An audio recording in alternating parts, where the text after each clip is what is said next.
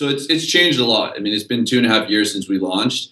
From our experience beforehand, like Kickstarter wanted very unique kind of new ideas. Like it couldn't just be a watch design. They wanted a product that was like more innovative than that.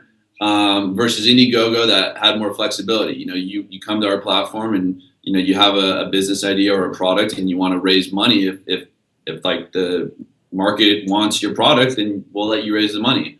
But I think with some of these products that Indiegogo started to take market share from Kickstarter because Kickstarter was so strict. So I think since then, Kickstarter has definitely loosened up their kind of guidelines, and now they start we see watch companies basically modeling our same practices on Kickstarter often. But with that said, like even with all these companies popping up, like it's not just the idea of our brand that for the reasons we were successful. It's also like we have a marketing background, e-commerce background, and really knew how to structure everything like entirely to become successful. But that was the main difference between like a Kickstarter and Indiegogo platform. I think back then too, I don't know what it is currently, but I think Kickstarter was probably 3 times the size as far as traffic goes than Indiegogo.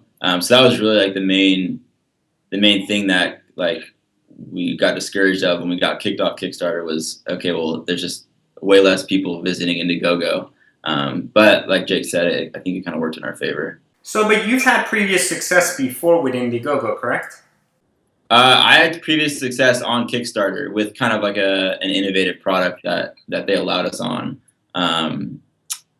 But yeah, I mean, I think like Jake said, like we had with my Kickstarter experience, like and because we were so obsessed with crowdfunding, like we became so like accustomed to how Kickstarters like structure their whole website and how you were able to become successful and what you needed to do to like get on the front page or whatnot. So once we got kicked off Kickstarter, it was kind of like, okay, well, we know Indiegogo exists, but we don't know, the layout and what, how to structure everything. So we're going to talk about product manufacturing in a second, but I want to kind of spend a little bit more time on this because we've had previous guests on that have had very successful fashion campaigns, raising $500,000 on Kickstarter, and then another one that raised, I think it was like $50,000 out of a $5,000 goal on Indiegogo. But they've given us some great hacks, in ways that you can kind of make sure you end up on the front page. One of those was simply setting a smaller goal so you can exceed it quickly and trend faster. Are there any other tips or anything from your experience you can share with our audience specific to Indiegogo? Because we've heard a lot on Kickstarter. It's a more popular, well-known platform. But Indiegogo seems to be slightly different. Can you share a little bit about what someone can do, maybe 3 hacks that someone can have to be successful crowdfunding on there? I mean, I think one is to get obviously as many family and friends involved with your campaign as quickly as possible. That's gonna be the easiest way to raise money, and sending out emails to your furthest family members just to get them to back you. And I think, yeah, like you said, having a smaller goal is also not only is it going to make you look more successful if you reach that goal, but for someone to see your campaign and see that you're almost to your goal, as opposed to you've raised $1,000, you need $50,000. Someone might be kind of discouraged. Okay, well, this campaign is probably not going to reach its goal. Like, I don't want to waste my time pledging when it's highly likely not going to happen. But yeah, I think family and friends.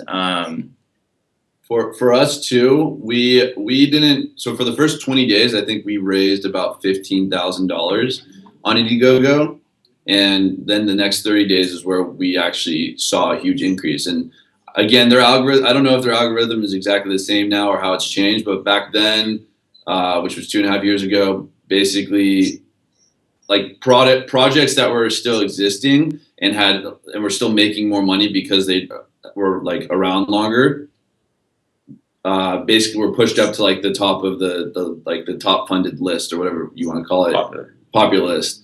As campaigns also ended, like as their the time ran out, they'd be removed and you'd be pushed up. So with Kickstarter, it kind of was like more random. It was just structured differently. So on Kickstarter, you would find that in the first few days you make the most of your money, and then at the very end. But with Indiegogo, it was actually as campaigns ended, you get pushed up and you actually made the majority of your money towards the end of your campaign. So I would say longer campaigns for Indiegogo was another secret. We did I think a 30-day campaign, and then we extended it and had another campaign for 20 days after that. And the first campaign did like $220,000, and the second campaign did like $80,000 because we just wanted to maintain that level of like growth the entire time and stay one of the top.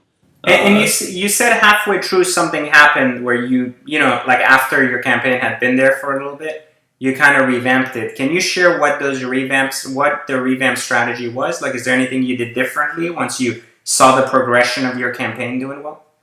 We didn't really like when we revamped it. I think we just kind of reposted the same campaign, and the reason we did that is we didn't have a website ready, and people were still interested in buying watches. So we said, okay, 30 days are out. We made 220. Let's just have another campaign. Even if we make a few $1,000s, that's great. Back then, one of the like kind of growth areas for us was we got featured on the homepage of Indiegogo twice for 2 campaigns. So the first time, like I think the day we got featured, we made $30,000, and then we got featured again on the second campaign, and that just helped us, grow to the $80,000 in a matter of 20 days. Another secret, just for people, if you do have a successful, no matter what size it is, the day that you end the campaign, you should have a website ready to start selling. I mean, you can use Shopify or, there's so many other like platforms now that you can get a store set up really quickly.